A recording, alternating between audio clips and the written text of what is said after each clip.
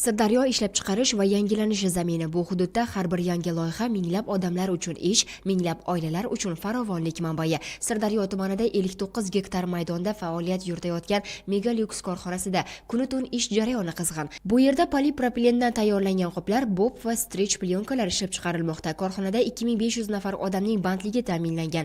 Ish hajmi yiliga 96 ming tonnaga yetgan. Tayyor mahsulotlarning 30% xorij bozorlarga yo'naltiriladi. Eksport hajmi 32 million dollar. Korxonada yaratilgan infratuzilma kelgusida yiliga 300 ming tonna polimerni qayta ishlash imkoniyatini beradi. Bu katta marra, katta qadam. Ishlab chiqariladigan mahsulotlar yaqin 1-2 yilgacha to'liq import bo'lib kirib kelgan O'zbekistonga. Bugungi kunda importni o'rnini 80-90% bosdi. Biz ishlab chiqaradigan materiallar. Chiqaradigan 6 xil mahsulotlarimiz bu. 50 kilogacha bo'lgan qoplar. Ikkinchi loyihamiz bu 500 kilodan 5000 kilogacha bo'lgan Big Bag yumshoq konteyner deb aytiladi. Uchinchi yo'nalishimiz polietilen plyonkalar. To'rtinchi loyihamiz bu cho'ziluvchan strech plyonka.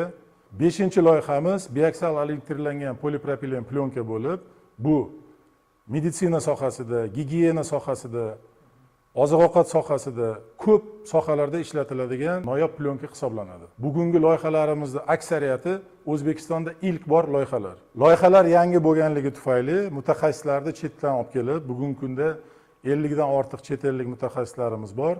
Bizni yosh yigit-qizlarimizni kasbga o'rgatishyapti. Va yakuniy bosqichda 6-loyihamiz, u ham bir unikal loyiha bo'ladi. O'rta Osiyoda ilk bor Spanbond Meltblown degan matoni ishlab chiqaradigan Italiyadan olib kelgan uskunamizni yiliga 16 ming tonna o'sha matoni ishlab chiqaramiz. Bu mato asosan gigiyena, meditsina, oziq-ovqat, qishloq xo'jaligi, mebel ishlab chiqarish sohasida, avtomobil sohasida va ko'p sohalarda ishlatiladigan material bo'ladi.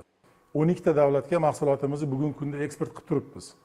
Yaqinda mana iyun oyida Amerikadan qadoqlash mahsulotlari bilan shug'ullanadigan Banzel degan kompaniyani vakillari keldi. Hozir shartnomalar tuzildi. Xudo xolasa eksportni Amerikaga boshlaydi. Sayxunobod tumanida esa Mo'tabar un korxonasi tomonidan bug'doyni qayta ishlash bo'yicha yirik tegirmon qurilmoqda. Loyiha qiymati 50 million dollar. Kuniga 2400 tonna bug'doy qayta ishlanadi.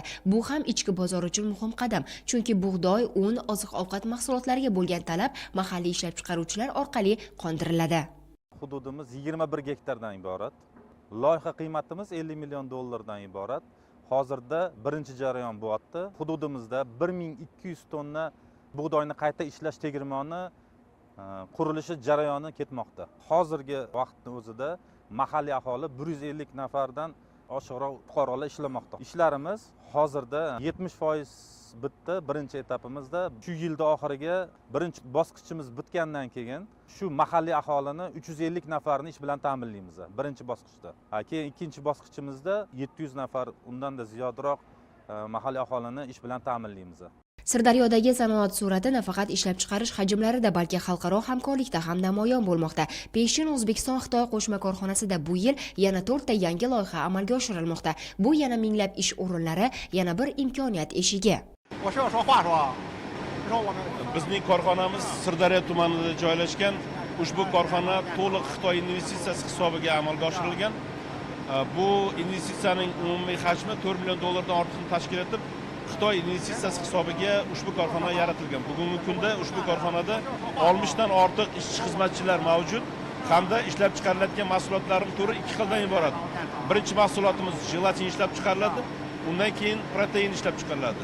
Bu ikkala mahsulot ham toza, halol sertifikatiga ega bo'lib, bugungi kunda ushbu mahsulotlar deyarli 100% ga yaqin eksportga yo'naltirilgan.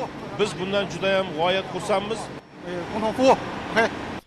Hozirda bu korxonada 2000 nafardan ziyod odam mehnat qilmoqda. Yil boshidan buyon qiymati 1,16 million dollarlik teri va jelatin mahsulotlari, 8,3 million dollarlik kafir mahsulotlari eksport qilingan.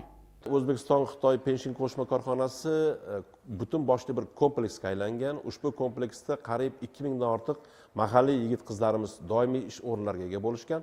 Undan tashqari 14 tadan ortiq ishlab chiqarish loyihalari amalga oshirilib, ularda ishlab chiqarilayotgan mahsulotlarning turi, soni hamda hajmi jihatdan kengayish amalga oshirilyapti. Bularning barchasi Sirdaryo sanoatidagi yangi to'lqin. Bugun Sirdaryo viloyatida 3 ta erkin iqtisodiy zona faoliyat yuritmoqda. U yerda jami qiymati 750 million dollarlik 70 ta loyiha amalga oshirilyapti.